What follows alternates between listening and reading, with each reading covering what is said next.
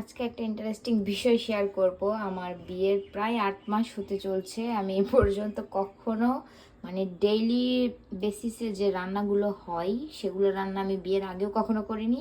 এই 8 মাস পরও আমার করা হয়নি। তো 8 মাস পর আমাদের বাসায় এখন কেউ নাই। আমার ভাবি, তারপরে আমার শাশুড়ি সবাই তাদের দেশের বাড়িতে ঘুরতে গেছে, 10-15 দিন থাকবে।